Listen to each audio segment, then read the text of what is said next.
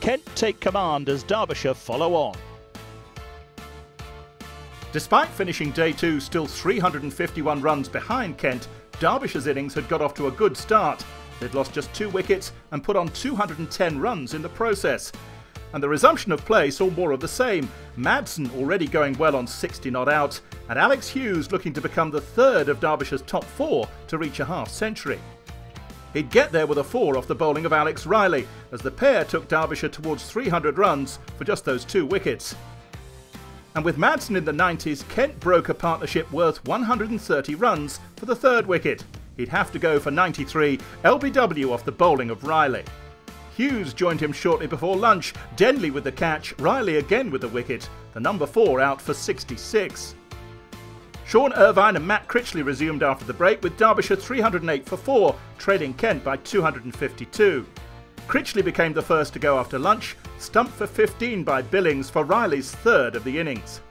Harvey Hussein's innings never really got going. He'd be the next man to go, caught at slip by Dixon for 8. That left the score 332 for 6, and Derbyshire needing 79 runs to avoid the follow-on. Grant Stewart made that a little more difficult, taking Irvine's wicket caught behind for 26. Matt Henry followed that up, taking advantage of a mix-up in the middle to run out Tony Palladino at the non-striker's end.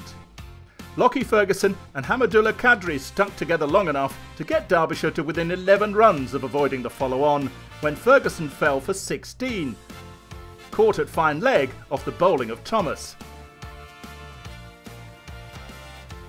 With the final wicket of the innings, tea was called, and Kent confirmed they would enforce the follow-on, Derbyshire with a deficit of 161 runs. A start similar to that of their first innings would be a good base for Derbyshire to drag themselves back into the game.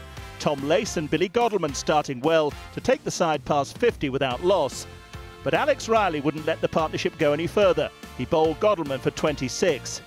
And he'd have another soon after, Madsen with a powerful drive, Riley holding on smartly to see him depart for 5. They'd survive through to the 4th day, Tom Lace and Alex Hughes taking the score to 83 for 2 at stumps. Kent lead by 78 runs and will know that a good morning session on day 4 could mean they won't need to bat again.